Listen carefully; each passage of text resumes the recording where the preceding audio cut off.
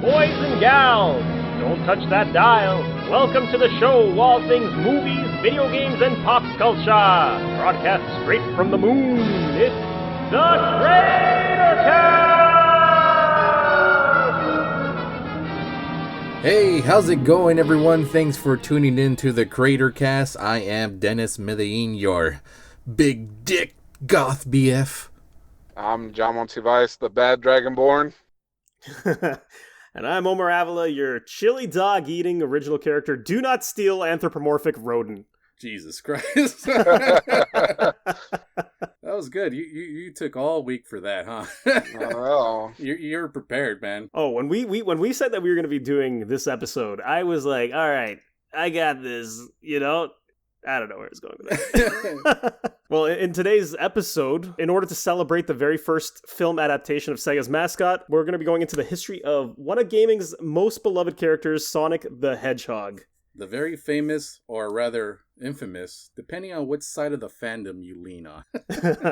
Yeah, there's a lot of, I think, the fandom kind of sours the name of Sonic a bit, doesn't it? They usually do that for any kind of community, but Sonic is the one that, just for some reason, it's like Corona mixed with all these AIDS. Corona.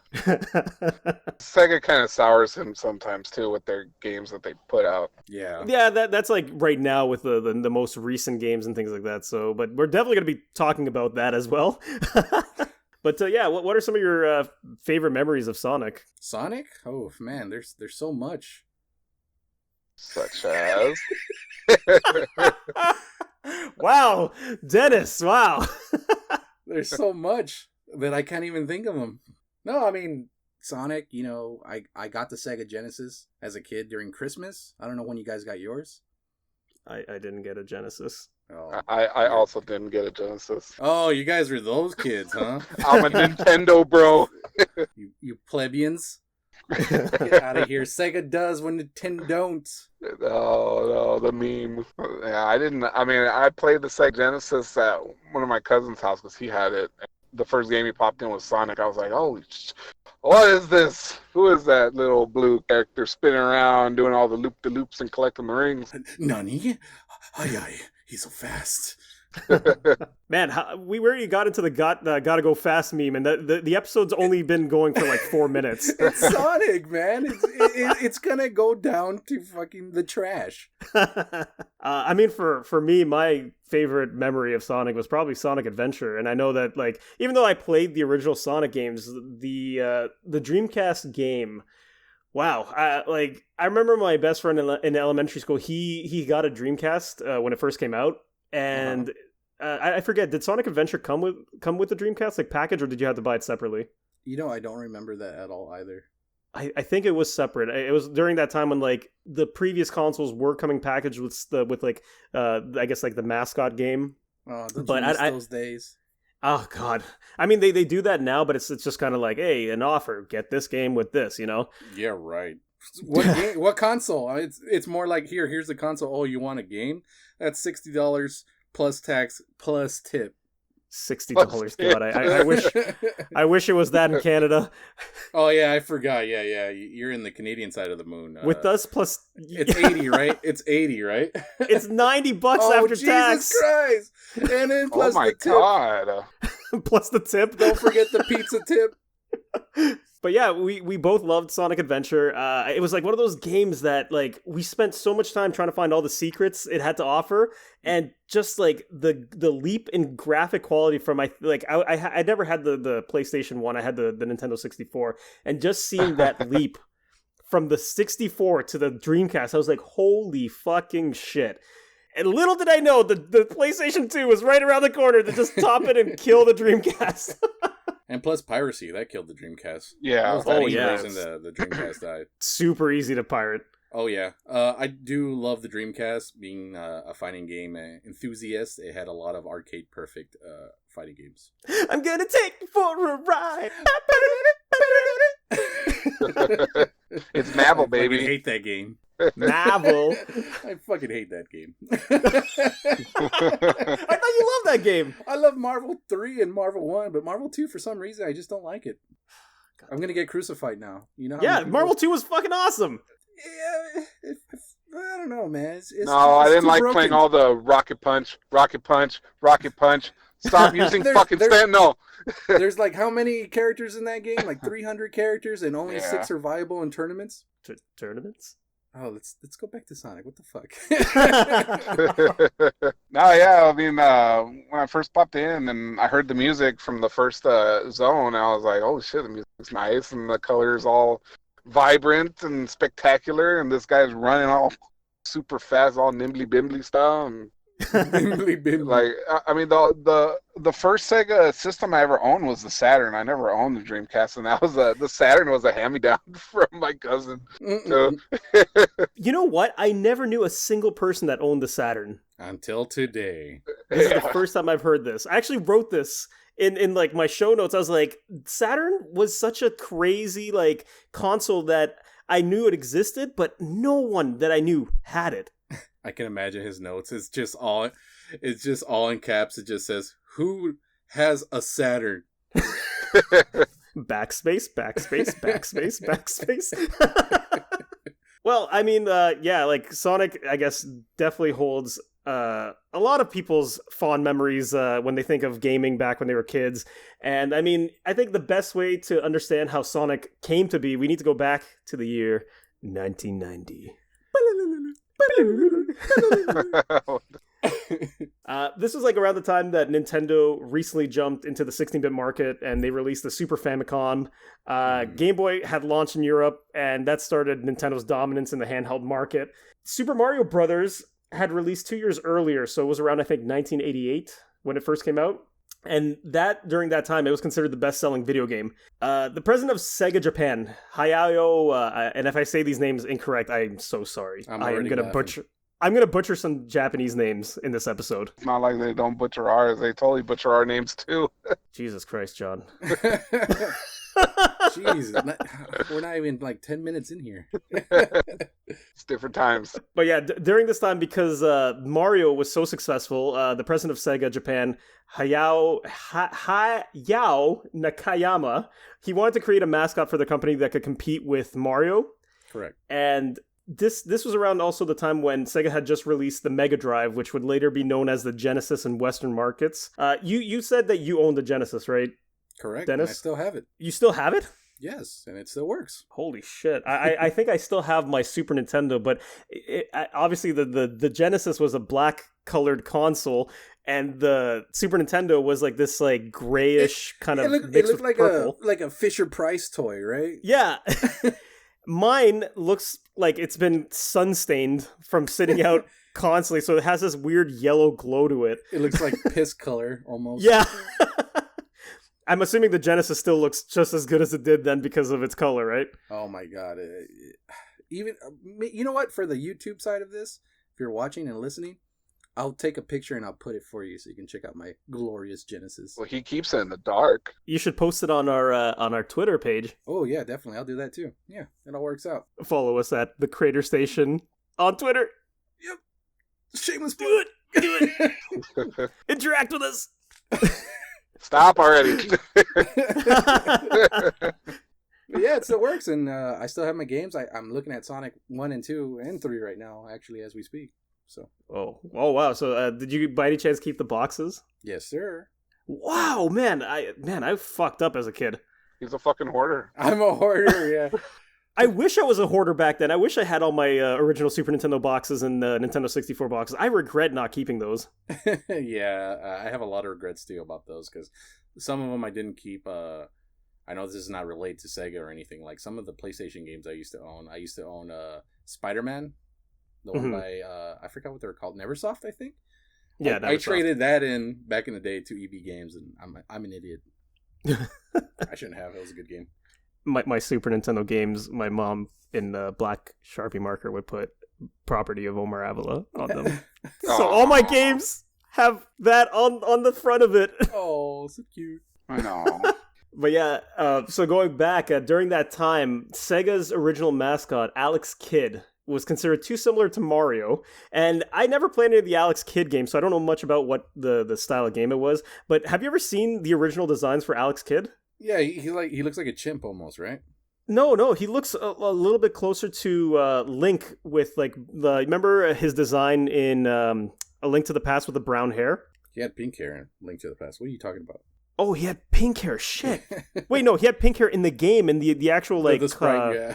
yeah, in the sprite it was pink hair. That was weird. I never understood that. I think it's limited colors because of the Super Famicom. Probably, yeah. But yeah, the character artwork that I saw for Alex the Kid, he looked more like Link, but with like a red top and like a blue gem in his chest. But his face looked very similar to Link. Oh, really? Yeah. Did you guys ever play the games? Never even heard of it. I played a few and they're not good. No. I didn't like them, man. I missed out on nothing. There was also another mascot they tried to make for Sega. It was called Oppo, I think. Oppo. Never heard of that one. Yeah. It was a spaceship. It was one of those shoot 'em ups. At the time, they called them cute 'em ups because it looked like a cutesy mascot. So cute 'em up. Did the spaceship have eyes on it or something? Yeah, it was just a regular ship with wings and. But it had no face or anything? Yeah, no, it was just a ship, and it was between that and Alex Kidd, and I would take Oppo over Alex Kidd any day. Well, I mean, the creation of Sonic is actually thanks to three people. Hirokazu Yasuhara, a video game designer, Naoto Oshima, another designer and artist, and Yuji Naka, the programmer, designer, and producer of the games. Naka, he had created a prototype tech demo for something that he created an algorithm that allowed him to actually move a sprite smoothly on a curve, and it would allow it to determine its position within a dot matrix. I remember reading this and I was like, I have no idea what that is. I know it's on the original Game Boy. It says dot matrix display or something. Oh shit, yeah, it does. But I mean, it works. As long as it works, that's all that matters, right? Yeah. I'm totally not cheating. I'm looking at my Game Boy right now. So, did you guys ever see any of the original prototype designs for Sonic? No, but I do know his original name. What was it? They called him Needle Mouse before they Yeah! named him to Sonic. Mouse. Needle Mouse, yeah, dude. Mr. Needle Mouse. It was a simpler time back then, wasn't it? Yes. They didn't have a fucking word for hedgehog over there, or what? Jesus Christ, John. Needle Masaru. What about you, John? Did you see any of the have you ever seen any of the concept art for Sonic? No, I haven't. Oh man, it is definitely something, and it's actually cool because that's actually where some of the designs for other characters came to be. Like one of the original designs for Sonic, they made this guy that was wearing like white and red polka dot pajamas with a giant mustache and glasses. Who do you think that later became? Knuckles? Do. Of course, Dr. Robotnik. Yep. Eggman. Eggman. Eggman? Initially, they actually had a different idea because they were trying to... they designed something that was very Disney-looking, and it was like this silver-looking rabbit. And their idea was, at first, that they wanted this rabbit character that would beat up their enemies by picking up and throwing objects with his ears. Really? Yeah. Didn't that later turn into, like, Rice Star? Rice Star? Oh, you mean like the other Sonic character? Yeah. But you know what? I was thinking, like, when they had a silver character here, it might have been that they got the idea to do that for that character, and I didn't know that character's name. I remember seeing him in, like, some of the later 3D games. He looks like a star, right? He has the star, and, like, he has, like, psychic powers or something. Yeah, that's it, yeah. But is he still a hedgehog? No, he's like a star, but instead of having... enemies, yeah, I know it sounds funny, right? Instead of grabbing enemies with a tail, because he obviously, or not tail, ears, because he obviously doesn't have any, he grabs them with his hands. Oh, I'm thinking Silver. I thought. Oh, actual Silver the Hedgehog? Yeah, Silver the Hedgehog. Man, we already went too deep on Sonic lore, man. I'm already lost. Oh, it gets even worse, I think, as it progresses, you know? It's a good thing I did another rip a Band-Aid off and just jump ship. They obviously dropped this idea and the whole character design with this rabbit because obviously the original idea was to make a game based on speed, and having the mechanic of a character stopping, grabbing, and throwing objects really slowed down the gameplay. So that whole thing was scrapped. Their initial goal was they wanted to make a game based on speed with simple controls, and that was way more important to them than what type of character they had as their mascot. I guess as the mascot. Because they were trying to go for a mascot too. They needed something at the time. Sega didn't have anything. Yeah, they didn't have. They only had Alex the Kid. Who? Alex the Kid. Who? I said, Alex the Kid! It's like that Guardians of the Galaxy moment. Who? So they wanted a character that could jump while also moving fast and could damage enemies by jumping. So they tried to start looking at animals that could potentially roll into a ball for like defense and stuff. And that made it super easy because there's like only so many animals that can do that. And it was either going to be that an armadillo or a hedgehog. They used the armadillo for the Mega Man boss. Yeah, Armadillo. Oh man, I love his theme song. Should have got a roly poly instead. And sound like a bug. Oh yeah, the bugs, huh? Yeah. Or pill bug. I think pill bug if you want to be official. Yeah, I was gonna say it just now. I was like, are they even really called roly polies? That's just something we call them as a kid. Yeah, it's like a slang. Roly poly. That's like a slang term. Yeah. I've never heard the term roly-poly until today. Really? We're all getting educated. Yeah. Well, it was actually kind of fortunate that they came up with this idea because they also thought the idea of having their character turn into a ball, it would make it easier to keep the idea of speed while also simplifying the animations of the sprites. Mm-hmm. And that's where they kind of landed on Hedgehog because, the spikes are there and they turn into the ball when they're scared. Yeah. But Sonic's never scared. They're a rolling weapon. Yeah. They're a rolling weapon of destruction. They liked also the idea that a hedgehog's quills were kind of spiky and stuff, so it could be used as a weapon that way as well. Yeah. And because of that, Oshima went back to the drawing board, and that's how they eventually landed on Hedgehog for their animal of choice. And you brought up the whole name that they had from Mr. Needlemouse. Yeah, Mr. Needlemouse. Yeah, that was their first initial name that they had for Sonic was Mr. Needlemouse. Or actually, the Japanese version of it was Mr. Harinazumi. Harinazumi? Yeah, which translated to Mr. Needlemouse. So, Thank you. Yeah. We here are very courteous on the moon. Well, I mean, I feel like that's a little bit of my Canadian side rubbing off on you guys, right? Shh. I let them know that. Is it true that concept art for Sonic was drawn on a napkin? I don't know. I did see you can actually find if you search Mr. Needlemouse and also the rabbit character design and the prototypes and even the Eggman eventual prototype design. You can search that and it doesn't look like it was scanned on napkin, but I wouldn't be surprised. I mean, I think a lot of these character designers usually come up with their ideas when they're on the fly on lunch. Yeah, they're on lunch and they're like, oh. Mr. Sakaguchi or whoever, Sakaguchi! Miyamoto, get over here! Mr. Toyota, come here. Mr. Toyota? Toyota Suzuki. Are you just naming cars now, John? Yeah, just import cars now. Mr. Subaru! God damn it, John. I was gonna say, I mean, they don't have a fucking name for Hedgehog. I mean, they got a name for ceremonial suicide, but they don't got a fucking name for them Hedgehog. They tried to come up with they just as simple as possible, needle and mouse. Yeah. But yeah, so the original design featured a hedgehog with long legs, pointy shoes, and curved quills on its back of its head and upper body. And initially, this idea was put aside. So this actual Sonic design, they had come up with the concept of it, but they're like, nah, let's see what else we can do. So there is a possibility that this design of Sonic might never have been the actual final design. I thought that was kind of cool. Yeah. But they tried doing other stuff. Nothing seemed to fit. And until these concept pieces made their way to Yasuhara and Naka, they felt that this was the best choice possible for their game idea. So They curved the quills a bit on his design, and the long legs worked very well for the idea that he can run fast, so they went with the design that we now know and love. Yeah, and they that's the renamed him Blue to Hedgehog. Sonic, because gotta go fast for supersonic speeds. Well, actually, yeah, funny that you mentioned Supersonic. That was initially his name after Mr. Needlemouse, was Supersonic. Really? Yep.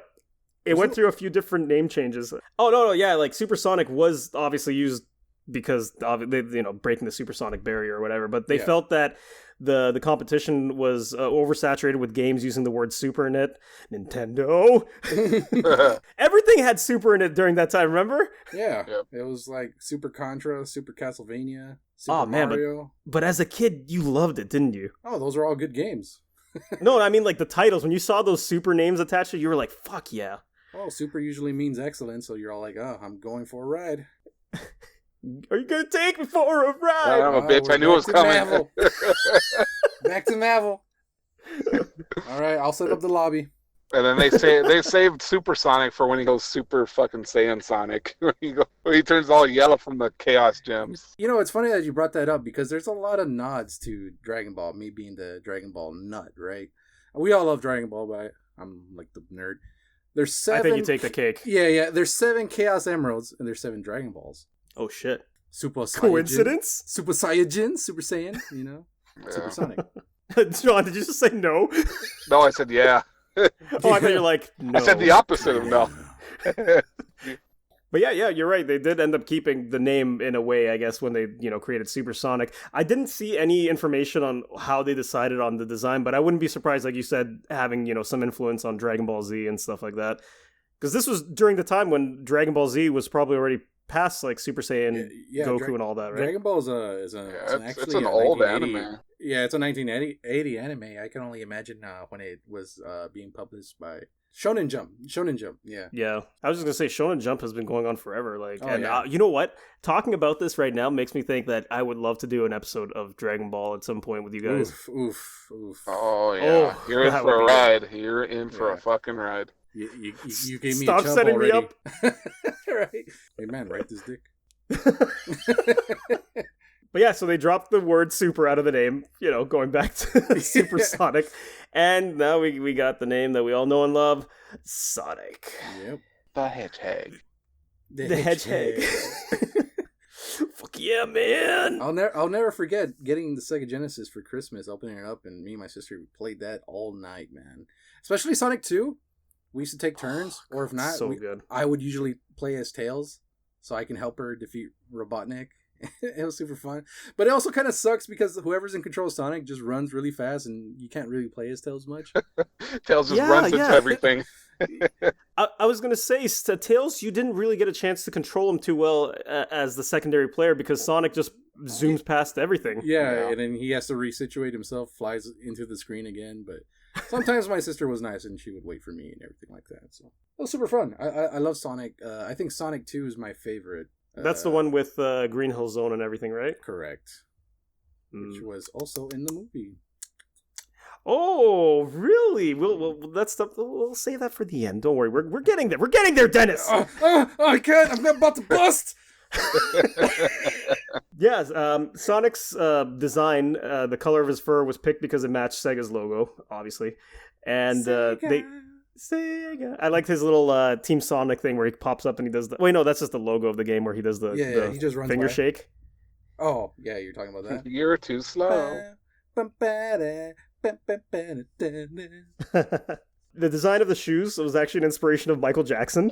Did you know this? No, I didn't know I did not know this, but I did know he did compose some of the music for Sonic. I think Sonic 3. Michael Jackson did? Yes, sir. Holy shit, that's awesome. It was debated as a rumor for a while, but then it was later confirmed.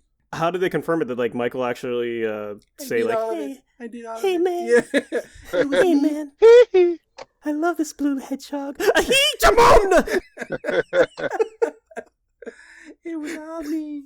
It was all me. All thanks to me, I saved Sega. And Sonic with his tender little skinny legs and reminds me of a child. His big old eyes. It's because Sonic, he's just there for the games, for the kitties, and I love the kitties. I can never let them down. Come back to my Wonderland Ranch with me. Jamon! Jamon! But yeah, the red... Oh God! Oh, Michael Jackson. That's rude, man. He's no longer with us. That's rude. Too soon? No. Nothing's ever too soon. The red color was also picked off of the red shoes that were used from the cover of Jackson's 1987 album Bad. So yeah, that's where that color design came from. I did not know that. That's actually a nice little tidbit you got there. Now, you know the whole you've played enough Sonic games and you know his personality from like, you know, Smash Brothers and stuff like that. Where do you think they came up with that? His idea, like his personality? Well, you know, that's a good question. I'll give you a hint. It was an American president. Wait. This sounds familiar. Have you ever heard anything about this? I think I have. Yeah. It's actually pretty funny. I didn't know about this until I started researching it. An American president for his personality. Ronald Reagan? They based it off of Bill Clinton and his can-do attitude. We're gonna get those rings. Listen here, we're gonna get those rings. We're gonna collect those emeralds. We're gonna do and I did not have sex with Amy. And he's so what? Sonic is blue because Monica Lewinsky's dress was blue. Oh, you said it's Sega, right? All right, hold on. I'm getting my tinfoil hat. This is getting deep. Oh shit! I did not have sexual relations with Rouge the Bat. Rouge the Bat. Yeah, so after all these pieces were in place, they had the design, they had, you know, his backstory, his personality, and yeah, the team had their character for Sega's future mascot. They decided to call themselves Sonic Team. Oh, That's where it came from, and yeah, and it'll forever go down in infamy. Yeah. I mean, they've done some pretty cool stuff, and I think it's you know, despite the you know, the negative stuff that happened later on in the future, it's still kind of cool. A lot of negative. A lot of negative, yeah. Another fun fact about once they had, you know, the game idea and they were already working on it, the CEO for Sega of America, Michael Katz, he actually ran and their marketing team experts thought that Sonic would be a flop for the American audience. They're like, nah, this is not going to fly. No kid is going to want this character and they're, you know, as a video game character. And boy, was he fucking wrong. Was it one of the complaints because he was like too animu? Was it because of that? He didn't even come off as animal. It doesn't even come off like that. Well, I mean, his old design. Yeah, I guess it could look a little bit anime-ish, but I mean, I'm not 100% sure why they thought that it would have been a failure. It didn't really say when I was reviewing, but I have a feeling you're probably, you know, hitting the nail on the head there. It's that it's probably something that doesn't look like anything that we could relate as an American audience to. Remember, anime wasn't that as welcomed as it is today back in the day. Yeah, before they started like bringing it over to the Western side and you know, dubbing it and all that. And then we became huge weebs. Yeah. Especially John. This is fantastic. Oh, yeah. John's like, leave me and my anime models alone, please. My waifus. And my bad dragon. Don't you talk shit about my waifus. Don't talk shit about my waifus or my body pillows. Yeah. But after when Sonic released and Genesis came over to the States, the CEO Katz, Michael Katz, was replaced by Tom Kalinske, and he made the decision. He's like, you know what? No, this is gonna sell. And he's like, he decided to package Sonic with the Genesis. So when you bought the console, you got the game. And I fucking love that idea. Like that is like, every time as a kid, seeing, like, and we talked about this earlier, but whenever I would see a console, a brand new console, and I saw that, you know, you got the game with it, and it's like, you get like Mario with Nintendo, obviously, and then you saw Sonic with Sega, you kind of, that becomes synonymous with that console and that name, and you're just like, yes, I want it. It's like a free ride. You get to experience what the console's all about, and I do miss that. They don't do that anymore. Yeah. It's just like, oh yeah, again, like I said before, $60 plus tip. Yeah. And it makes the whole console experience, I think, a little bit hollow nowadays. Yeah, kind of. Especially the game packages. Like, they have nothing in them anymore. Don't you miss going back home, you know, have the game in your hand, you know, your mom driving you home, and you're just reading through the manual or whatever the hell. And looking at the advertisements for merchandise. Yeah, looking at the back of the cover and reading all the stuff. Like, you're Sonic! You're on an adventure and blah, blah, blah. You don't get that anymore. Games today, they don't even have a manual. I think there's only been a few recent games that have gone back and done manuals with like artwork and, oh man, the full color artwork. And it's like, you got so excited reading those manuals. Mm-hmm. Zelda had one. Full colored and everything. Link to the Past is one of my favorite manuals. And it looked, I honestly felt like when I saw the artwork in Link to the Past in the manual, I was like, fuck, I am in for an adventure and a half. And even though it wasn't as crazy as the stuff that they drew, it still kind of added to that excitement to play the game. Oh, we had that childlike wonder at the time, you know? We let our imaginations fill it in. Yeah, exactly. You And said that Sonic 2 was your favorite game, right? Yeah, correct. Yeah, Sonic and Tails. Tails is my boy. John, which one was yours, or did you mention this before? I would have to agree, Sonic 2 also. And Sonic 2. I mean, like, also, like, back then, I remember when the cartoon came out, the Sonic Adventures Which cartoon. one? Oh, okay. Sonic Adventure, the Adventures of Sonic the first one. Hedgehog. Yeah, Yeah. it came out in like around '93, something like that. And That one? man, I used to watch that cartoon like all the time. It was like one of those Saturday morning cartoons. Yeah. Always wake up and I watch used to that. watch it too. Yeah, Yeah, you used to watch it? Did you guys know it was voiced by Jaleel White, Steve Urkel again? No way. Yeah, this is the second time I fucking bring him up on this podcast. yeah. You know what I love is that these topics, they all link in some way. yeah. We just all...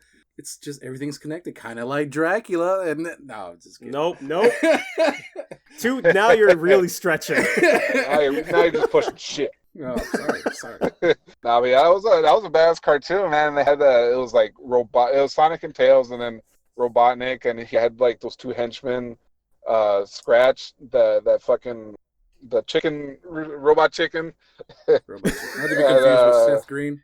Yeah, and then Grounder, that drill-looking tank robot. Yeah, he's like a rover or something. They were always like the two dumbest henchmen of Robotnik, but he always kept them around, even though they were like the most stupidest fucks ever.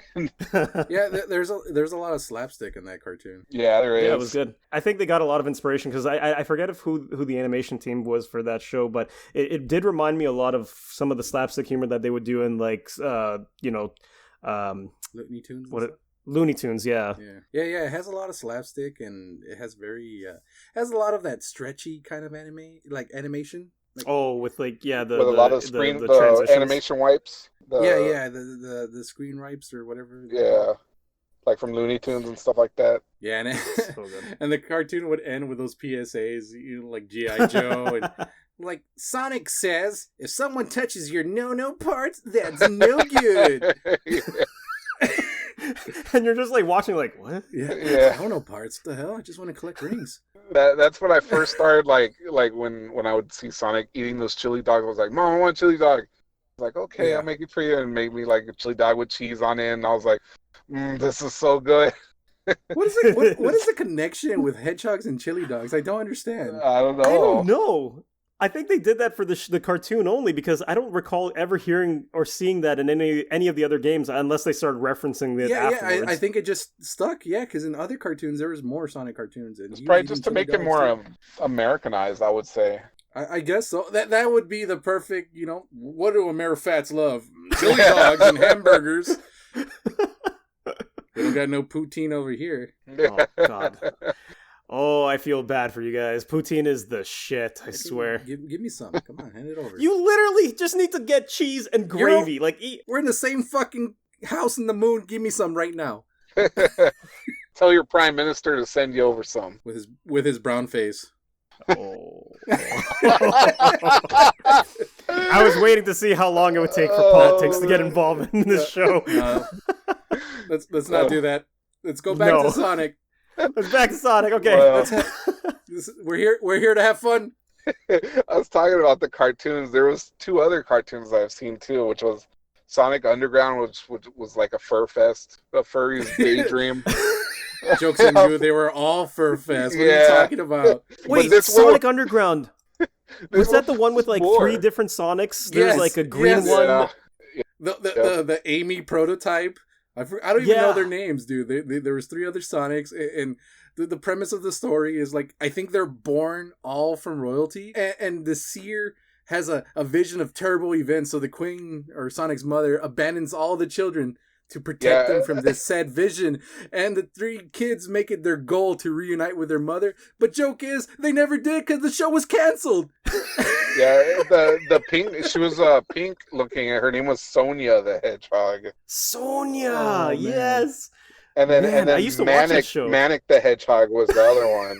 The OCs, the beginning OCs. of the OCs, the donuts. The donut steal. Manic the Hedgehog. Oh my God, we never heard from that character or Sonia ever again. They never reunited with their mother. I can't sleep at night. I didn't even watch the show, but they showed her though. It was Elena the Hedgehog that was the mother, Queen Elena Hedgehog. Yeah, they showed her. I never saw the show, but I will give it props for the intro. It was pretty cool. I don't remember much. Like I would Knuckles have to rewatch came out it, in it too. Knuckles, really? I don't remember that. Didn't they have also like a squirrel type female character that was in that show too? I think you're thinking about the other Sonic cartoon. That might have been the previous one. Yeah, that was after the other one that John was talking about. That one's just called Sonic. There was another one called Sonic the Hedgehog. I think it's dubbed by fans the animated series, and that one is a more darker turn of Sonic, his history, whatever, Robotnik doing genocide or whatever the hell. And that's the one that has your squirrel waifu, the female squirrel. She has like a jean jacket, cut off sleeves. Yeah. My brain, it's starting to fill back in the memories. Yeah, I remember that one. I'm unlocking all this Fur Fest.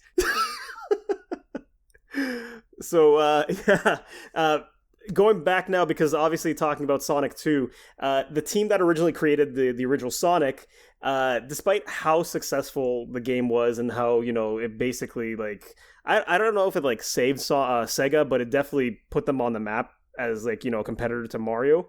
They were very disappointed with how they were treated after the amount of profit that they made for that company. So, the people that were involved, like Naka, he quit, but he was hired by Mark Cerny to work for Sega's US-based company called STI, Sega Technical Institute, I think is what it stands for. Mm-hmm. And they increased his salary. They're like, yeah, you got all the creative freedom, dude. Just do what you do. They know that he's got the talent. Yashura followed him and worked on the US team as well. And they began working on Sonic the Hedgehog 2 in November of 1991. So they were already like hot off the success of Sonic 1. They're like, let's fucking do the sequel. Yeah, we gotta get another one out. Oh, yeah. And then they created the best sidekick ever, Tails, my boy, Miles per Hour, which is, of course, a pun for Miles per Hour. I knew it! I was hoping you would mention it because I was like, Dennis loves his fucking puns. And I wrote this down. I was like, Miles per Hour. I do. I'm a very punny guy. What can I say? Get out! All right, see you guys.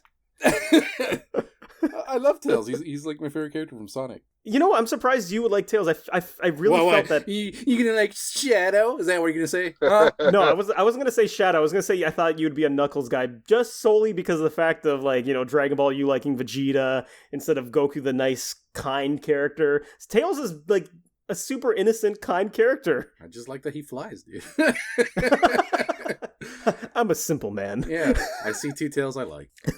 Knuckles is more of that gritty kind of character, right? He was all like pissed off all the time or something. I feel like that at that time, that's when they started trying to like introduce more edge to the games, and I guess that's the way the trend was going in I guess Western audiences. Yeah. Don't you like Knuckles, John? Yeah, I like Knuckles. I guess I don't really have a favorite Sonic character. I guess Sonic would just be my favorite character. It's Rouge, isn't it? You're secret safe for me, man. Yeah. Big fat bat tits. The fat big bat titties. No, it's that other one, Amy, the one with the big hammer, or something. The pink. Oh. He likes the innocent. What is she? Yeah, I like the innocent girls. What about the giant bat titties, dude? Come on. Yeah, she was too bad girl for me, dude. He's milking them over there. Man, my innocent child brain, when I saw Rouge, I was like, oh god, what is happening down there? It's so weird because like these characters look like animals, and then for some reason she has the Sonic head, but her anatomy looks human. Very human, yeah. And I think even the skin color is almost human, huh? Yeah. They didn't even try with going back to that cartoon, that squirrel you were talking about. She at least is covered in hair or something. And this one is like just straight up bat titties in your face. And yeah. Okay. I was a kid back then. I was, hormones running wild, man. I see bat titties.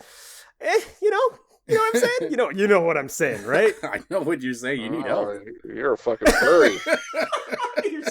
Fuck you, Dennis. Oh man. Going back to I was gonna say going back to Tails, because obviously I know you're a fan of him. Do you know what his design was based off of? Fox? I don't know. What? Well, yeah. You're like the fox part is right, but because he has like multiple tails, they wanted to actually design him off of Japanese folklore. Oh, yeah. Like Kitsune. Yeah. That makes sense. So it's kind of cool. And his like you said, his original name was Miles Prower. They didn't think it would meshed well with the Western audience. So Yeah.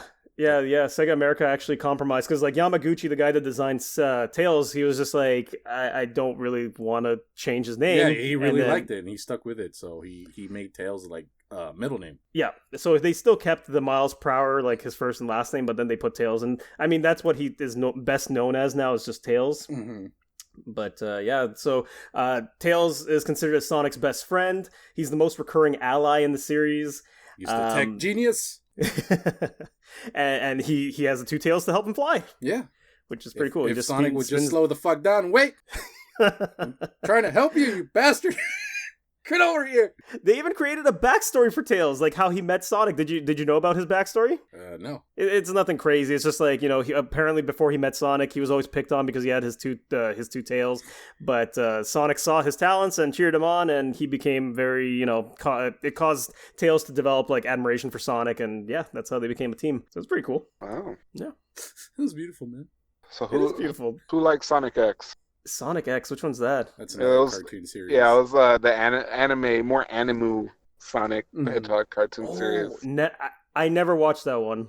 Neither did I. That was the last one I watched, and it had its moments. Who came out on that one? It was all of them. It was all of them actually. They had the Rouge the Bat, Amy, the little rabbit girl. Cream. I forget her name. Cream. Oh, Cream. Yeah. And Knuckles and Tails. They had all of them. Yeah.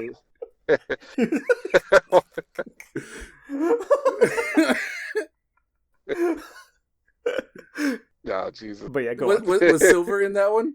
Because I know Omar mentioned Silver earlier. I don't know. You know what? I remember seeing like screenshots of Sonic X, and now it's starting to come back to me. I know for us, you guys had Cartoon Network. We had Teletoon. I don't know if that was just a Canadian. It is. Yeah. Sorry, Mr. Canada Man. Yeah. Can I mention how funny it is that they call Beast Wars Beasties? Oh, God. I'll never let that go, Omar. It's so funny. They even did the introduction of the song. They changed it to Beasties instead of Beast Wars. Yeah. Because Wars is not PC. Yeah, it's too violent. So what can we call it? It was too violent for kids. Beasties. The name. Yeah. And I just imagine a little Omar going to school and like, hey guys, did you watch the last episode of Beasties? I did do that. I would be in the school. I'd be like, holy shit, guys, did you see the last episode of Beasties? Fuck you. I don't know why that makes Fuck you. But yeah, was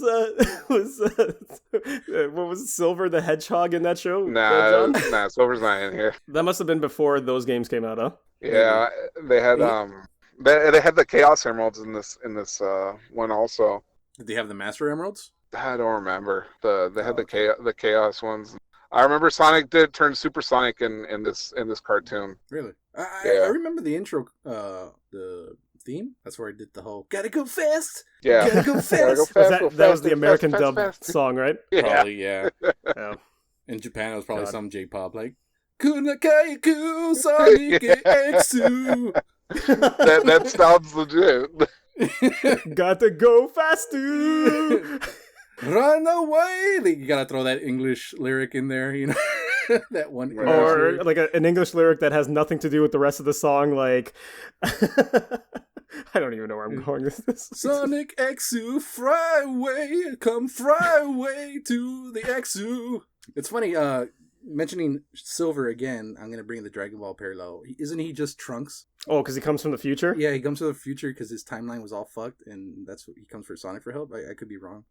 That is one thing. That is one Sonic game I never played, so I don't know his backstory. But yeah, Sonic 2 game released October 1992. Major success, obviously. Yep. I have fond memories of Sonic 2, like playing as Tails and playing with two people like that. Something about it too, like when you compared it to Super Nintendo games, it was like you never saw anything like that before. Even just like I think that's the first Sonic game I ever played too. I don't think I ever played the original Sonic. Mm-hmm. But just being able to run that fast and seeing your character just like zooming through the level, you never see that in any other game. I don't think that came out on the Super Nintendo. I think when it comes to Sonic 2 definitely improves over Sonic 1, because Sonic 1, sure, yeah, he's fast and everything, but there's a lot of game design, level design that works against that, so you don't really get to explore his speed. It's more focused on platforming, and I think Sonic 2 did away with some of that, and that kind of helped. Yeah. Of course, once you get to, I forgot the name of that one stage where it has those arrows coming out of the back of the stage. That stage, that's where it starts like getting a little unfun. There's a lot of like the one where you go underwater and you have to like stay. Yeah, it has a lot of waterfalls, and that's where it starts getting a little unfun. Mm-hmm. Then you reach the casino stage, and it gets fun again. Oh, the casino stage is awesome. Yes. To no surprise, obviously, because of how successful the second game was, they immediately started working on actually 2 games. They were working on Sonic the Hedgehog 3 and Sonic and Knuckles. Knuckles? Sonic and Knuckles. The 2 games were actually supposed to be intended to be one large game, but they were limited by the manufacturing costs, and I think it would have become, at that point, a 34 megabit cartridge. And it was just too expensive at that time with the technology that they had for consoles. So they started just working on the 2 games separately instead. Mm-hmm. Sonic and Knuckles, that's one that I don't recall playing. I obviously know of Knuckles, and we mentioned him before and stuff. Like, he was just the kind of the edgier character that they threw in. Yeah. But yeah, what did you guys play it, or? Yeah, Sonic and Knuckles, of course. It was an expansion pack that you would put your game on it, and it would unlock Knuckles. You could play as Knuckles on Sonic 2, Sonic 3. Not Sonic 1, it would unlock a mini game. It was an expansion? Yeah, it was like its own cartridge, and you would put the other game on top of it or whatever. Oh, that is actually pretty cool. I didn't know that you could do that. I thought it was like an actual like cartridge of like a game of its own, you know? Yeah, it was a cartridge, but like you would have to combine the 2. Okay. Yeah. He thought it was its own game. He thought, I think that's what he's getting at. He thought it was its own game. Yeah, that's what I thought. Like, I really thought that for some reason it was like Sonic and Knuckles, and then when you put the cartridge in, that's the game. It's its own unique game, you know. But it was just like it wasn't that, was it? It was like a Game Genie. You know what a Game Genie is? Oh yeah, I love the Game Genie. You know how you would like attach the video game on it? Yeah, it was exactly like that, and it would unlock Knuckles, and you could play as Knuckles again on Sonic the Hedgehog 2, and Sonic the Hedgehog 1, not because it just unlocked the minigame. I don't know. Oh, okay. Very unfun minigame. It was it was the gimmick from Sonic 3 where you have to collect the Chaos Emeralds. I forgot what the name of the minigame is. You run around and you collect these little bubbles. Is it like almost like a fake 3D kind of thing? Yes. So we'll definitely go into that, because that was a prototype design that they came up with for that game. And they ended up making a full game for that later on in the Saturn era. But just going back to Sonic 3 and Sonic and Knuckles, the development was a little bit harder to develop this game than Sonic 2, I guess, even though it was a cartridge upgrade, which I thought it was a full game, but it was still harder to develop for some reason, and there was no time to make it within the 1993 holiday season. So they actually commissioned the American team to create a spin-off game, Sonic Spinball, which is a pinball game. I have it too. Oh god, man, you just bought everything, huh? Yeah, I was a Sonic fan, man. I was a Sega fan. I mean, again, I mentioned this I think it was the last one, the one before. I was the kid with both. Yeah, I was that asshole. And John, going back to the animated series, like not the last 2 that you mentioned, like the first one. This game, the Sonic Spinball, was actually the only game that was based off of the same universe as the cartoon series. Oh, really? Well, I didn't know that. Yeah. They I guess they tried to put the storyline somehow in it. I don't know how. Like, I never played the pinball game. Dennis, you probably know more about this than I do. But was there storyline cutscenes? There was a story to it, but what I loved about it most was the silky smooth 10 frames per second. That game lagged like hell, dude. I don't know how I put up with it. That's crazy. Even with the blast processing, it wasn't enough. We needed more.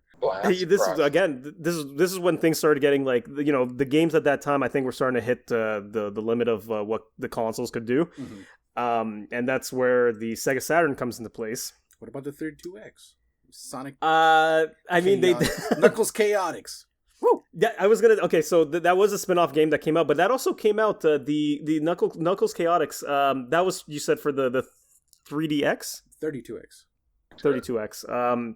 Yeah, they did that spin-off game. Obviously, I didn't have it. Oh, what are you, some kind of pleb? Right. I'm sorry. No one owned a 32X. Yeah, I know. Oh man. during 1994, Sonic and Knuckles released, and this is the time around where Yasuhara, one of the original creators, and Naka, they quit Sega, they left the States, returned back to Japan. Naka was promoted as a producer, and also the other guys that worked with him, Oshima and Takashi Iizuka, which I think was the guy that I believe created the design of that was someone else, but it was their team, like the team, Sonic team decided to go back to Japan. Yeah, fuck with this. This was around the time when the Game Gear, they started porting a lot of the games over into the Game Gear, and you got games like Sonic 1 and 2, they got converted over. I love the Game Gear. Mm-hmm. It was better than the Game Boy overall, hardware wise, except for the battery usage, but the Game Boy was just a juggernaut. It couldn't be stopped. It was a huge fucking brick. I remember that. Mm-hmm. And couldn't fit in your pocket. Defeats the whole purpose of being portable. But it had a full colored screen. Yep, and you could actually see it. You didn't need no fucking worm light attached to it. Remember that? Playing the Game Boy at 9, using a flashlight or some kind of connection to even see the game. I never owned the Game Gear. I played it every time that I went over to like a family friend's house. They had a Game Gear, and we would play like Sonic. We would play I forget if it was Ninja Gaiden on it, like the original one. It was some ninja game that was on there. Shinobi. Shinobi, yes, that's what it was. Where you had to collect a bunch of stuff, and like you can play as 4 different ninja characters. Yeah, I'm showing my Sega fanboyism. Man, Sega was good. This is the year of Sega. Like during these times, It's always the year of Sega. What are you talking about? Let's not talk out of our fucking asses, okay, Dennis? All right. You got me. You got me there. John, did you have a Game Gear? No, I was a poor fuck. I only had a regular Nintendo and a Super Nintendo, and then later on I had a fucking Nintendo 64. What the fuck are you talking about? You had a Saturn. I didn't have that. But that was a hand-me-down. I told you this already. I got it from my cousin. Did you guys ever hear this spin-off game, Dr. Robotnik's Mean Bean Machine? Yes. I also have it. Oh, man, you are, damn, you are really showing your fanboyism, huh? Yeah, I'm a big Sonic furry, dude. Give me all the fursuits in the world. I'll wear them. It was the game was a puzzle game based off a Japanese puzzle game called Puyo Puyo. Puyo Puyo, yep. It's the exact same game, except they just reskinned it to have Sonic. And was Dr. Robotnik the main character in that one, or was it Sonic still? He was like the villain. Oh, okay. And you said Knuckles Chaotix, but I didn't get much information on this, the 32X. Like, I just know that was a complete failure. Yeah, because, again, no one owned the 32X, so... The game actually looks nice, and I like the gameplay of it, where you control 2 characters at once. Once you get used to it, but it's not Sonic. So, it's a little cumbersome at first. Well, now, John, this is, I guess, where you'd probably be able to give us a little bit more insight, but this is where we entered the Saturn era between 1996 and 1998. This console flew past my radar. Like, I knew of it, and I kept, every time that I got like Game Informers or whatever I forget, I don't know if it was called Game Informer at the time, but whatever the video game Electronic Monthly. Yep.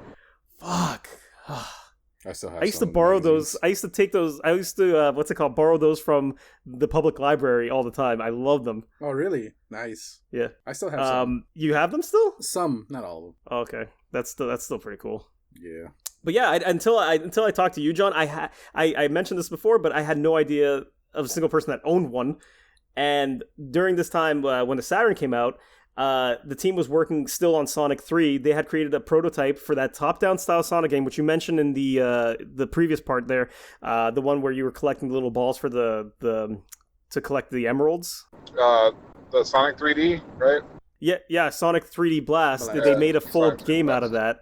Did you own that one, John? I believe I did, but that wasn't a game that I played a lot because I had like a bunch of other games that came with the Saturn. Did you get Nights into Dreams? Yes, I love Nights into Dreams. Yeah, Nights is a good game. Made by Sonic Team. Dude, that was an awesome fucking game, dude. It was so trippy and shit. Yeah, and that was a 3D game too, wasn't it? Yeah, it was 3D, dude. You're flying around in a fucking dream world and shit, fighting dream bosses. Hey, John, was that the game where you played Scud? Yeah, Scud. The disposable assassin. You ever played that one, Omar? No, never heard of that one. Yeah, it was made by the guys who made Rick and Morty. Oh shit, Or one of them. I think it was just one of them. that's pretty cool. Yeah, it was cool. He played as a fucking assassin who was a robot. Like a vending machine assassin. Because those existed and shit. But yeah, I had a bunch of other games for the Saturn. I think one I had Clockwork Knights. And it was like some weird like toy knight. I don't remember that one too well. I don't think that was a favorite game of mine. I think I heard of that one. I'm very like I'm blanking out on some of these games because it's such a long time. The Saturn did not take off. No, I didn't. And there's a lot of reasons behind it. And I mean, I think one of the major reasons is because Sonic was their flagship character. While the Saturn was out and the team was working on Sonic 3, Sonic team was working on that brand new franchise or their brand new game that they created, which was Nights into Dreams. And that one was received very well. I remember hearing lots of praise for Nights into Dreams, and I wish I had played it. I don't even know if is it even possible to emulate Saturn games easily? On PC, I'm most probably because I can emulate Switch. I mean, there's a lot of Breath of the Wild, or not Switch. Was it Switch or was it the Wii U? I don't remember. It's like it's a hybrid of Wii U and stuff, but yeah, piracy. Not advocating any kind of piracy. We buy all our games. Well, you gonna talk about Echo or what? Dude, Echo! Like, I mean, if you want to mention it.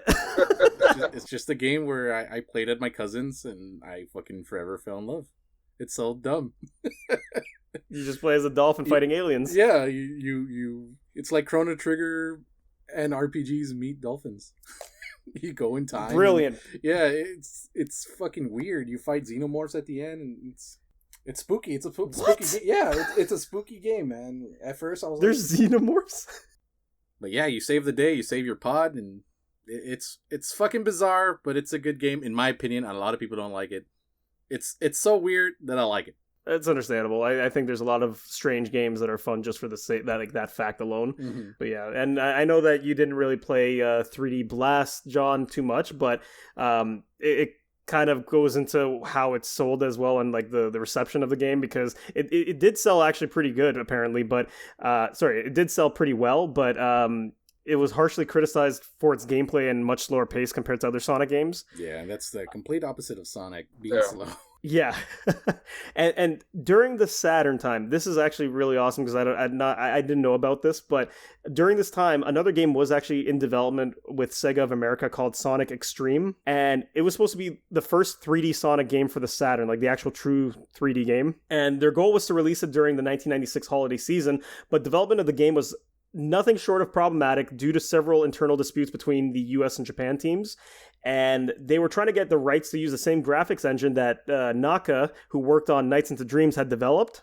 And he refused to let them use or develop the game using that engine, his engine that he created. That's fucked.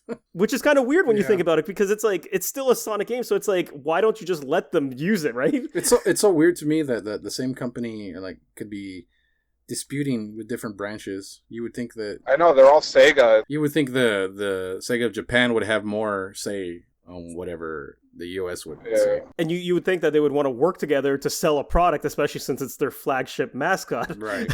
But yeah, because of that, the two lead developers of the game at that time became ill, and inevitably the game was just canceled. Nothing came of it. I'm very curious how that might have changed the outlook of things during the Saturn time if Sonic Xtreme was actually created. We'll never know. I was getting distracted. I heard like dog barking outside. Man, you're like a child with ADD, aren't you? No, it's because I was looking to see if he wasn't contaminating my audio.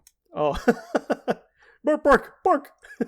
Bark, bark, bark, bark, bark, bark, bark. But other games announced during this time, in 1997, Sega decided to launch Project Sonic, which was a way that they were trying to reinvigorate the same excitement that people had when Sonic was first created. And they announced two titles, Sonic Jam, which I don't know if you owned that one. No. Well, I know you didn't because you didn't have a Saturn. Yeah. What about Sonic Fighters? No, I didn't. I don't even heard about that one. That's news to me. Or yeah, I don't know if that's the one I'm thinking about that has like the crocodile character in it, or is that something else? No, that was 32X. something else because, well, Sonic Jam, it was nothing special because it was just a port of the first 4 Sonic games, but they did include a 3D overworld where you get to walk around as Sonic and then you interact with, I guess, like, hey, do you want to play Sonic 1? Walk over here, you know? So that was the first time that they kind of messed around with 3D. And then it was just a repackaging of the first 4 Sonic games. So it had like Sonic 1, 2, Sonic 3, and Sonic and Knuckles. Did it have Sonic Fighters? No, it did not have that. And actually, it didn't include Sonic CD or Sonic Spinball as well. And people were actually they were actually pissed off that they didn't include that in the game. They thought it was kind of weird. Yeah, isn't Sonic CD considered like the best Sonic game? I think so, yeah, from what I hear. But yeah, it was really more of an experiment. They were just trying to see like how Sonic could translate to a 3D game, even though it was just like a little overworld that you could walk around in. Mm-hmm. And the second game that they announced for Project Sonic was the only original Sonic game that came out for the Saturn, which was called Sonic R, and it was a 3D racing game. Yeah, and I remember that one. Yeah?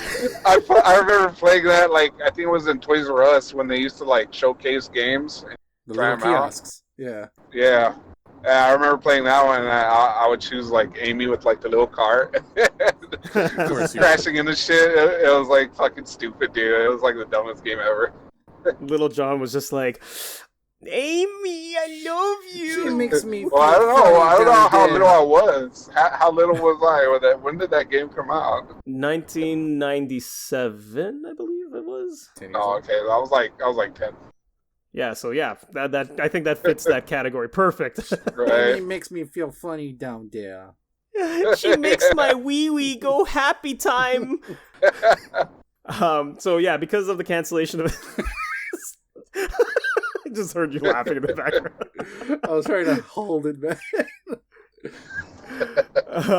So because of the cancellation of Sonic Xtreme and just like the general lack of original Sonic titles, these were kind of the things that kind of, you know, stuck the stake into the grave, right, for the Saturn. It didn't do well, and it's kind of weird that they didn't like focus more on original Sonic titles for that console to try to sell it more, you know? Yeah, for real.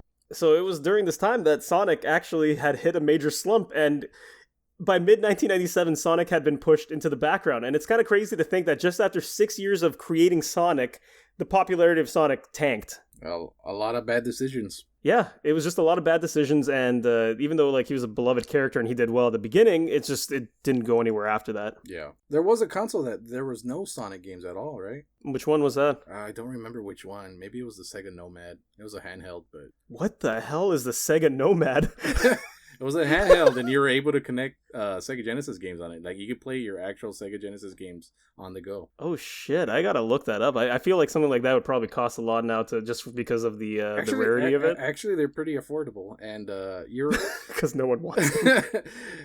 And you were able to connect your AV jacks to them, to the television, so you could play Sega Genesis with it. It was like a portable Genesis, yeah. Oh, that's pretty cool. Yeah, very, very, Sega does what Nintendo don't. So now this is where we kind of like start getting into when Sonic he got revived back, and like 1998 to 2005, this was the transition to 3D officially.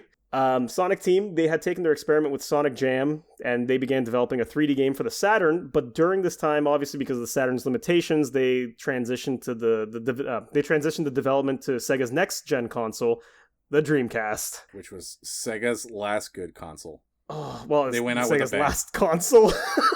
Yeah, they went out with a bang, man. It was the best one, and it just still didn't work out because piracy. You know what? I don't care how poorly the Dreamcast did. I had such a blast with that console. Like, it was just even that little mini screen where you can like do things with it. I don't know if it was like the memory stick. Yeah. Oh, dude, I love that. Especially with Resident Evil, you can actually see your health status and item inventory and everything on that little screen. Code Veronica. Yep. Oh, that was where it first came out. God, that's another game series that I would love to do a retrospective, another episode. Another time, maybe with RE3 coming out, the remake. That would oh yeah, man. I could honestly gush about the Dreamcast. It's really good. Come on, man. Power Stone. Oh, Power Stone. Shenmue. Oh yeah. House of the Dead. House of the Dead. Mm-hmm. Oh, yeah. You could play with the guns too, huh? Yep. Did you guys ever play Seaman? Soul Calibur, yeah, and Seaman. Yeah. No. No. I know of it though. And then going back with the Dreamcast about having arcade perfect fighting games. So arcade perfect was the thing that you wanted back in the day. You know what? Pour a fat one out for the Dreamcast. You know, good console. Mm-hmm. Died too soon. Yep. and it was the first console that was able to go to the internet. Oh yeah, you could play Quake 3 Arena online and yes, Quake Fantasy Star. Oh, yep. Mm-hmm. I'm getting nostalgic right now. Dreamcast was really good, dude. It was a great console. Yeah, I never owned one, but my best friend had one, and we would just play the shit out of that console. Man, that was such a good time. Going back to, obviously where we're going is Sonic Adventure, but initially the 3D Sonic game was being made because Sonic Team wanted to make an RPG-style game with an emphasis on storytelling. Mm-hmm. And with the Dreamcast right around the corner, Naka, one of the original creators of Sonic, thought that this was the console to make their 3D Sonic game a reality. And that's when we enter Sonic Adventure! Man, I love this game. Running and run the speed of sound. Was that Sonic Adventures 2 theme song? Yeah, when you're running away from the truck. I still remember Sonic Adventures 1 opening cinematic, and that also blew me away as a kid. I was like, whoa, the graphics in this intro CG, and the song, open your heart, it's gonna be alright. Oh, man. Sonic music is corny, but I like it. It is. It's like a guilty pleasure. It is, and I love how you can still listen to some of these songs on Smash Brothers. Yeah. Because they have them all on there. Man, this game was hype. Like, I still remember playing the little demo at Toys R Us booths, just like running away from that whale that chased you and destroyed the dock. Yeah. Yeah, so the game released in 1998 was considered one of the largest video games ever created at that time. And during that time, they had to get a new artist to kind of redesign the characters just to transition it to 3D. So they hired Yuji Uekawa. He designed the characters, and he was very inspired by comics and animation at that time, which helped him kind of creating the 3D versions of Sonic, Tails, Knuckles, Robo! You mean like Western comics, or do you mean like manga, or just in general? They didn't say. They didn't say, but maybe that's what they were referring to when I was reading like the research and stuff. Maybe they were talking about anime and manga. Okay, because they have two distinct styles. So I was curious enough to ask. I was curious enough. I think you're right. It's probably because like he was the 3D. He was the artist for the Japanese title. The Japanese team. Mm-hmm. So it probably was inspired by manga and anime. Oh, okay. And then you said that you really loved Sonic Adventure 2. This was developed by the US team. Oh, really? Yeah, it wasn't the Japanese team that developed it. John, did you play or did you have a Dreamcast? My brother did, but I don't think we had any Sonic games for it though. It was just House of the Dead and Shenmue. Please say Power Stone. I forgot what else. I don't think I had Power Stone for it. No, I didn't have Power Stone. Power Stone. Power Stone 2? But the game I mostly played on that system was House of the Dead. Yeah, it was Resident Evil. Yeah, with its beautiful voice acting. Yeah. Oscar-nominated voice acting. Yeah. But yeah, I never got to play Adventure 2. You Dennis, you said that was like your favorite Sonic Adventure game, right? Yeah. Or I guess 3D Sonic. It's funny because going back to them, when I was older, they are not good games. No, that's another thing too, because I remember loving it, and I tried replaying the Sonic Adventure 1, and I was like, these controls they're are clumsy. Fucking terrible. Yes, they are. They're bad. And I don't know if it was something like when I was a kid. If I seem to remember it being not as clunky. It's just the best we had at the time. We just dealt with it. Rose tinted glasses, huh? Yeah. Not rose tinted glasses, but it's just that's how technology was, and that's we just accepted it. Yeah. Because there was nothing better. We couldn't compare it to anything better. It was just. Speak for yourself. I put the fursuit on and pretend I was Sonic outside. I don't doubt that at all. Tails. You're too slow. Getting your fursuit head all disgusted with fucking chili dogs all over it. Got like chili dog sauce all over the fucking the fur. Imagine like a very fat Sonic with chili dog stains all over his belly.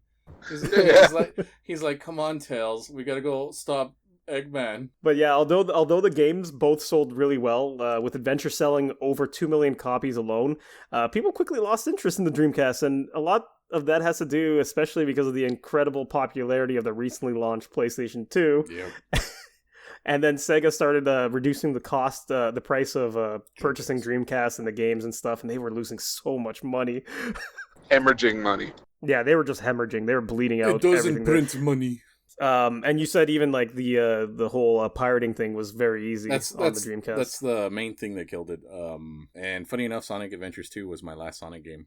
But yeah, that it was in 2001 that Sega announced that they would be discontinuing the Dreamcast to focus on third-party development only. Yeah, and who would have thought Sonic would be knocking on Mario's front door asking for a place to stay? And as a 90s kid, I never thought I'd live to see the day of Sonic and Mario living in the same household, cats and dogs living together, mass hysteria. Buildings on fire. Oh man. Oh wait, shit. 2001. That's not when 9/11 happened, did it? Was it? Oh yes. Jesus Christ! Jesus Christ, Omar. me. It's just my innocent Canadian sensibilities. But yeah, so yeah, you said it. That's during the time afterwards where they started developing games on the GameCube. And eventually porting games over on the Sony PlayStation 2, and they just were, Sonic was getting bounced around between multiple different consoles. Yeah, Sonic Advance. I think they had GBA games on it as well. Shadow the Hedgehog.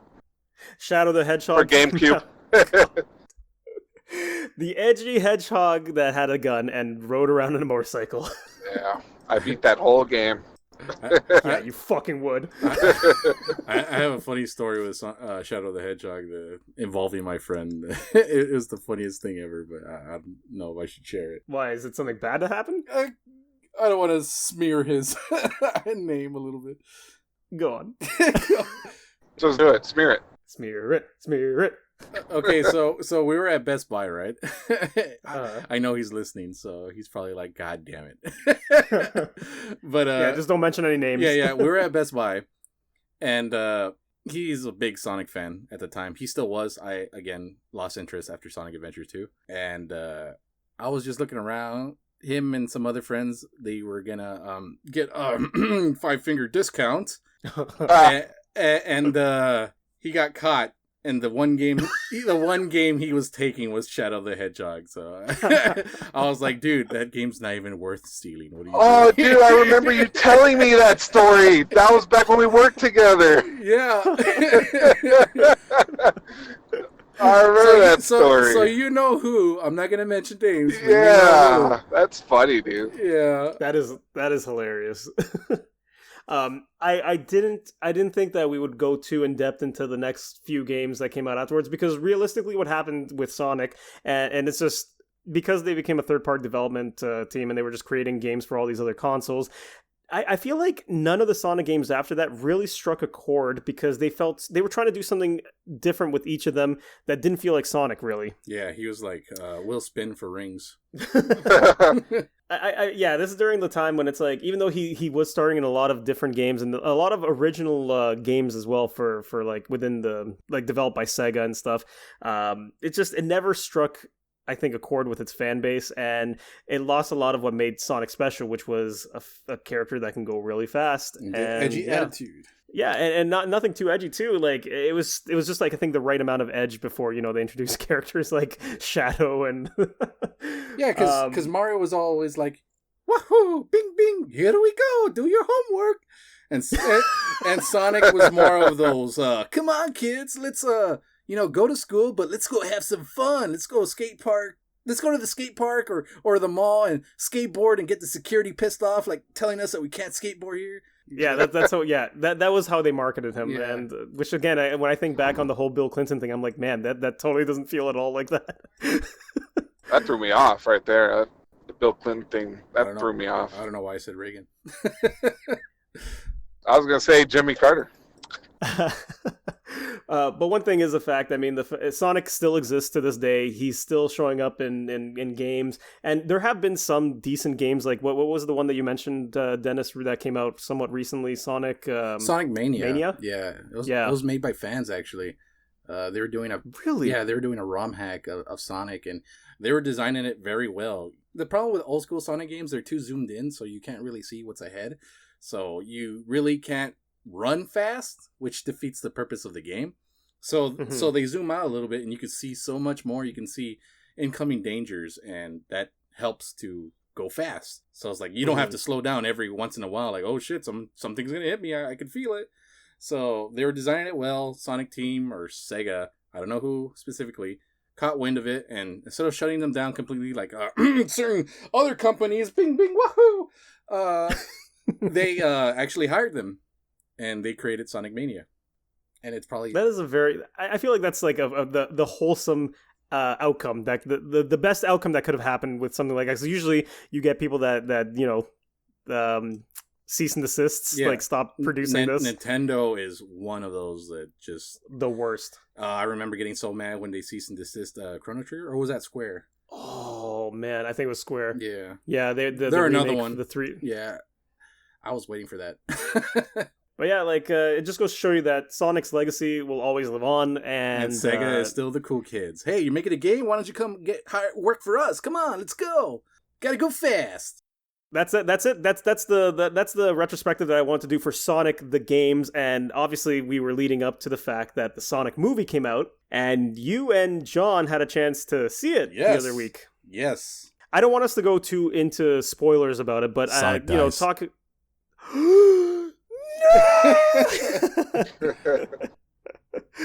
What do you guys think of the movie? It was really fucking good.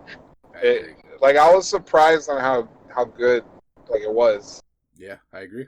It was really good. The CGI for Sonic was really good. He was, you could see all the little, quills on him and stuff. It was really they put a lot of love into designing him. Yeah, that's what I heard, that the people that created the movie were, you could tell that they were fans of the game, and they were really trying to kind of show it love. I didn't get a chance to see it, so I don't know how close to it is. You should go see it. I know I've been pestering you for a week now. You should really go see it. I'll probably see it when it comes out. Yeah, it's already out in theaters. Go watch it. No, I mean comes out at home. Okay. Jim Carrey fucking killed it as Dr. Robotnik, man. It was really fucking good. I was saying, Jim Carrey still got it. I was surprised, because he's been in the news a couple times, and he's, with his tinfoil hat things going on and his paintings, and he's kind of being all weird and crazy and stuff, but man, he still got it. He went on a trip, right? He went through something what I would call an out-of-body experience. He was ascended. He was like, oh, we're all just lights in this universe. He was on this weird roller coaster, but when I saw him in the movie, it felt like I was in the 90s again. It felt like I was watching Jim Carrey from The Mask, Ace Ventura, Cable Guy. He still has it. He never lost That's it. what I've been hearing, and that's why I really want to see is the fact that it's he went back to his comedic roots in this movie. And yeah, at first I thought that he was being I thought it was a bit at first, kind of like he was putting on a persona for these interviews just to kind of troll them. Maybe. But I have a feeling that he actually believed in everything. Yeah, I think it was too believable. You could be right, He could be playing 4D chess and just playing us all. But I was waiting for the punchline, and no punchline ever came, so that's what makes me believe that it was him being genuine with it. But yeah, I mean, it shows, it goes to show, and I mentioned this in last week's episode when we were mentioning that we were going to talk about the movie, that even though that he's that kind of personality, he's still able to tap into, I guess, that acting side of him, that side that we all grew up with in the 90s and stuff. It's great. I really want to see it just because of that. Yeah, it's good, dude. Overall, it's being dubbed the best video game movie today. That's a bold claim. Yeah, I've seen a lot of people say so. So, the movie itself, that initially it was actually in August 1994. Sega of America actually signed a deal with a company to actually produce a live-action animated film to tie in with that game that got canceled, Sonic Xtreme. No, which is so fun. I didn't know that. But who made the Sonic animation? I could be wrong here, but was that the same people that did the Lion King? The CGI of Sonic? Yeah. I don't think so. I don't know. I don't know, because I remember reading an article saying something about Lion King. I could be wrong. I might have been drunk that time. So that's why I was asking, is that true or? No, I have no idea, and I don't think it looked like John was saying or trying to say before. It didn't look hyper realistic like they did with Lion King. So, and I think it was like a team. I don't know if like Disney outsourced like IML or something to do like the CGI for that. Mm-hmm. But yeah, no, the CGI. Funny that we talk about the CGI looking good. Initially, it looked terrible. Remember the initial trailers? I thought it looked good. You did? Yeah. No fucking way. No, I thought it looked awesomely bad. Oh, okay. But I felt it was fitting for Sonic, though, because Sonic has become infamous over the course of time. Oh, so you thought it was kind of like a joke in itself kind of thing? Yeah, and that's why I thought it should have stayed that way. Because Sonic has been bad for a while, so it only makes sense for him to look that way. Do you think that by then the movie was already completed with all the CGI and everything when they were doing those trailers? Possibly. Didn't one of the creators of Sonic or developers of Sonic say that he would like to see a Blu-ray hidden feature where you can see the whole movie with the old school Sonic model? That's why I was asking that. Wow, shit, man. I was literally just thinking that, and I didn't read anything about that, but I was thinking, like, man, wouldn't it be like something else that the Blu-ray, when it comes out, they have the full movie using the initial the model CGI design? Meow. Yeah. Oh, I would love to see that. That would be awesome. Here, let me put my tinfoil hat here for a second. Do you think that it was all just a ploy? Like a marketing scheme just to kind of like hype it up more? Yeah. You think they just did the whole like, oh, this is it, but they actually had the real model and the back burner, just to I mean, just to rile people up, and then when they showed it, like, look, they listen, they care, we all love Sonic, and brings in more money, more seats. I don't know. I really don't know if they could have, like, I don't know. Like, I've thought about that too before, and I've seen people talk about, you know, the conspiracy theory that it was all it was all a plot to you know, like you said, bring people to the box, cause all this drama, and then kind of hype up the movie in that way, like, oh, man, it looks better now, and oh, I should probably see this. I'm very curious about the movie now. I mean, if they did do that, it's genius. I think they did, because I couldn't stop seeing it in Twitter or Facebook, anywhere. Articles, it was all over the place. Yeah, it was mostly conspiracy theories, though, from what I read. What do you think about that, John? Oh yeah, definitely. Yeah, this new Sonic design was definitely old Coke, old Sonic. Yeah, right. Like it reminded me a lot of the cartoons. Going back to the cartoons, it reminded me a lot of I guess all of the cartoons. Yeah, they were all pretty much old Sonic. And it was really good. The robots that Dr. Robotnik would use, they all looked really fucking awesome too. And the lasers and explosions and stuff weren't really too overdone. And you know, that's the thing about Sonic that's always bugged me, because we always grew up playing the games and they called him Dr. Robotnik, and then suddenly these new games started coming out and they started calling him Eggman. And I was like, what the hell? Are they two different characters? Is Robotnik like the grandfather? What's going on? You know? Was it just like a nickname that Sonic gave him? Yeah, they established that in the film. I know you say you didn't want too much spoilers, but I don't think that's really a spoiler. No, it's not a spoiler. There's some robots or drones that they look egg-shaped, so Sonic naturally gives them the nickname Eggman. And I'm like, oh, that's all they needed in the video games. Why? How come they never did that? They just suddenly started calling him Eggman, and I was confused. It was a different time. It was a different time. Did you know that the initial movie, like way before this one came into creation or whatever, back in 1995, they initially wanted to call a Sonic movie called Sonic the Hedgehog Wonders of the World? No, I didn't know. The idea of this movie was Sonic and Robotnik, or Eggman, they escaped the world. Huh? Uh-huh. Do you say they fuck? Yes. They fug. No.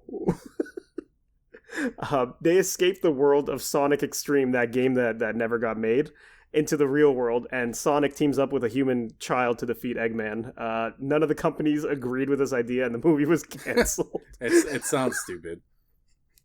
Yeah, they even pitched the idea to DreamWorks Animation, and they were like, nope. Fuck no, get out of here. Get out of my office. Why don't you gotta go fast out the door? Get the fuck out of here. So that whole idea got scrapped. Like, I'm assuming that none of that even plays into this game. Oh, sorry, this movie, right? Yeah.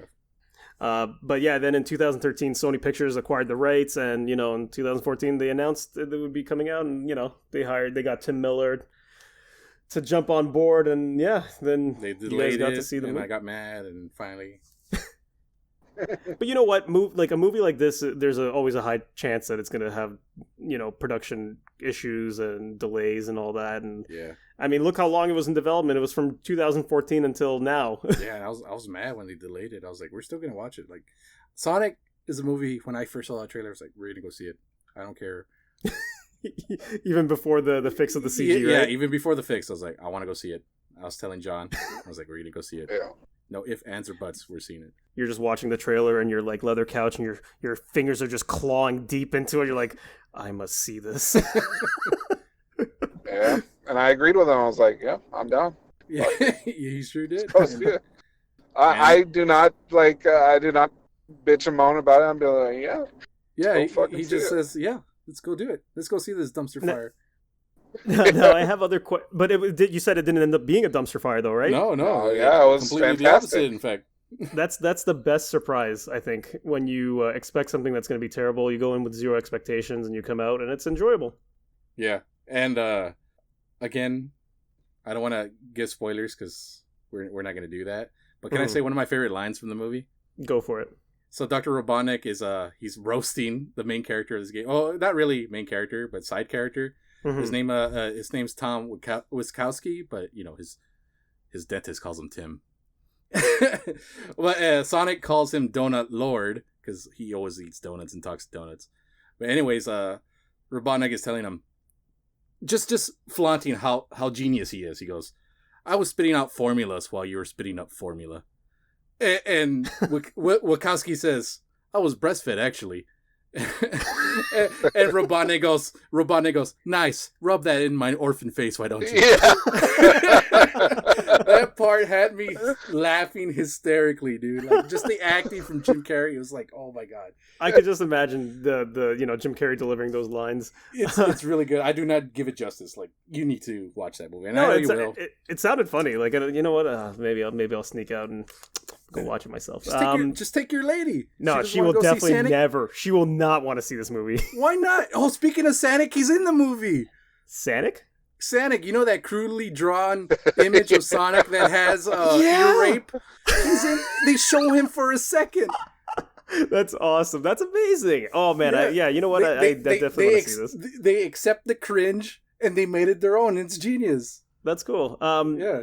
And you know what? I just, I wanted to ask a few more questions without giving spoilers, but obviously Jim Carrey's acting is awesome, like you said. How are the other human characters in the movie? Like, usually what I find in these type of movies where you have like a CG They become character, the focus, right? Huh? Were you going to say they become the focus? I guess like not so much the focus, but usually when you have like a CG character interacting with human characters, it's hard to not want to focus on obviously only the CG character, and every other character will always seem a little bit weaker because your interest is always in that character, right? The CG. How did the other characters, I guess, like how were their characters fleshed out? How was the acting? Was it good? They were good. I think at this section it doesn't count for Sonic because Sonic is always in your face. Mm-hmm. So you're going to keep your eyes on him regardless. That's just his personality. So I don't think that's fair for him. Like, Fair for who? Sonic? Yeah, because you're saying, like, you don't want him to be the focus. Well, no. Not saying that it's a bad thing, because obviously that is the main reason why you're going to see the movie, is you want to see this character interact and do, Yeah, I'm just saying his personality has always been in your face, so you're going to have extra focus on him, is what I'm saying. Well, what I was saying was more along the lines, like, does his... the inclusion of him being a CG character overtake the rest of the movie, like in terms of like, are the human characters worthwhile being in there? Like, is it just kind of like they're thrown in because they have to be thrown in there? No, I think the guy did really well. That his name's James Marsden, and I think what's it called, the Cyclops? yeah, I think he did from X-Men. Oh, yeah. Yeah, I think he did really well interacting with the CG Sonic. The wife was only there for like a little bit, but she fucked off like to her sister's house. So it was just like him and Sonic going on like a road trip to San Francisco. To Wacky adventures. Yeah. So it was kind of like a bro thing going on between both of them. Okay. It was pretty good. Like he did a good job interacting with Sonic. And there's there's one nitpick I have for the film. Mm-hmm. It's your favorite thing ever. Sonic does it not once but twice. He does the floss dance from Fortnite. Oh my god. Yeah. Why? God. My nitpick for that is because suddenly adding that for the kiddies makes that it's going to become an age joke. 5 years, 10 years from now, no one's going to know what the fuck Fortnite is. So that's going to age the film. One can only hope that no one's going to know what Fortnite is in 5 to 10 years. I'm going to make it my goal to remind you Fortnite was a thing. It's like you don't love me, Dennis. Like, I swear to God. I show it in my own hellish way. You mean how we both send each other gifs of like dances from the fucking game?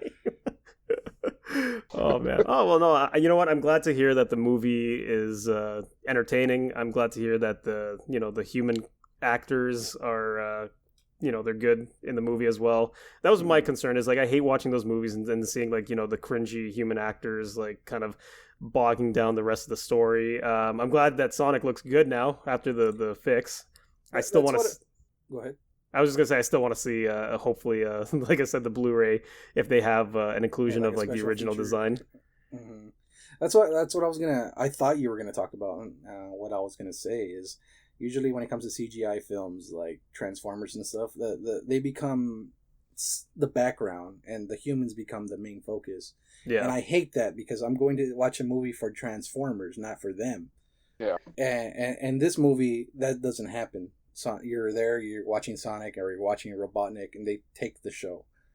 That's awesome. Yeah, and Sonic being the in-your-face attitude, he's going to be more on the spotlight, but it's great, dude. You should watch it.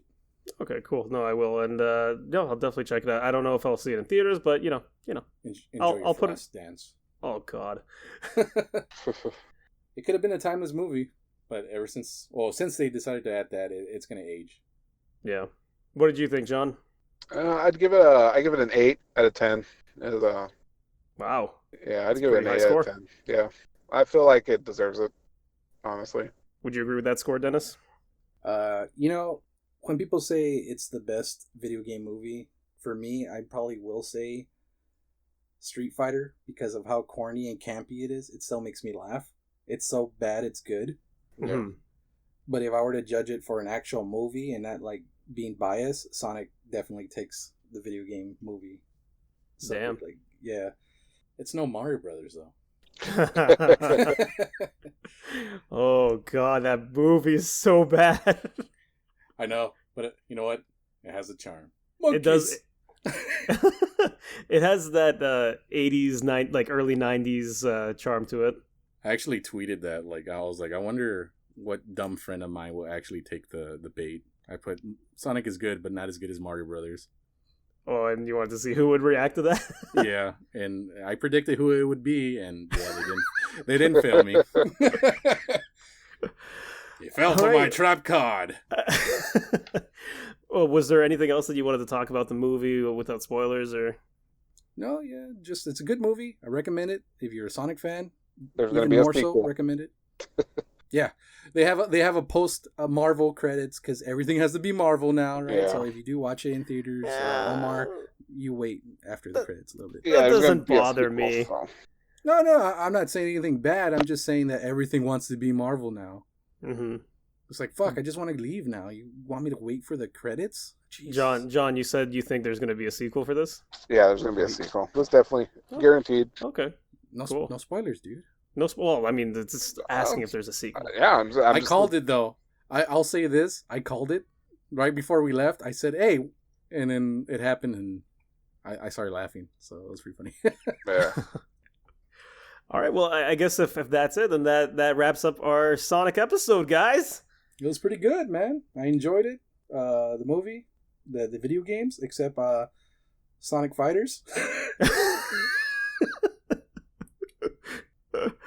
Yeah, no, it was fun. It was fun deep diving into Sonic's history and looking up all that information because a lot of the stuff I didn't know all the things that went into creating Sonic, and it's interesting because it's definitely a part of video game history. It'll always be, and even though he's not entirely in his golden years, I'd say it's still kind of cool to see him popping here and there. And I mean, he's cool in Smash Brothers, right? Right? No. No. Oh, okay. Just spam the B button. Call it a day. But you know what? I gave people homework last episode. I said, Google your name plus the hedgehog. So everyone that follows us on social media, Facebook, Twitter, I want you to post the pic of your hedgehog on the link when we share this episode. So ooh, that'd be cool. Yeah, I'll mention it. I'll mention it in the Twitter when we post it. But yeah, give me those delicious OCs. All right. I hope you guys tune in next week. We are going to be actually doing a special episode to a game that's near and dear to all our hearts, and that is Mortal Kombat. Oh, yes. Another in-your-face, edgy video game. Oh, but there's so much more to it than just that. Yeah, we'll get into it next episode. We will! God, yes! You guys can follow me on Twitter at Helix101_gaming and also on YouTube at Helix101gaming. Again, if you guys want to hit me up and, follow any of my tweets and stuff and interact with me, please. I'm so lonely.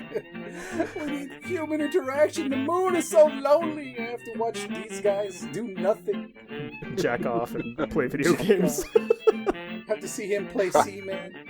I don't know why you're watching this jack off, guys. It's kind of creeper. It's kind of funny seeing it just float on zero gravity. So. You can follow me too on youtube.com/Shinraku. I do fighting games, mobile games, and that's about it. And Twitter, same thing, at Shinraku. We can sext each other or, share nudes.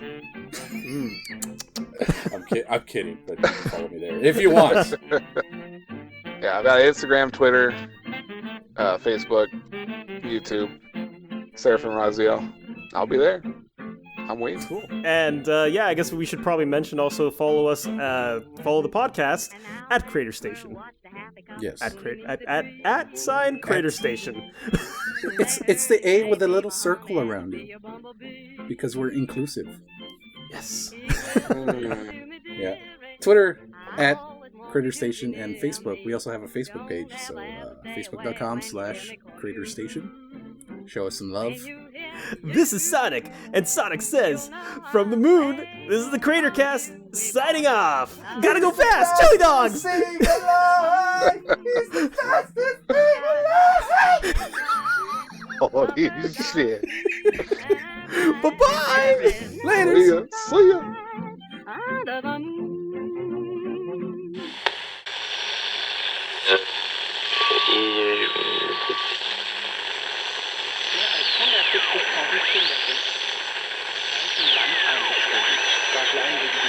Reprendre votre thérapie, d'aller en partie. Votre fils a quand même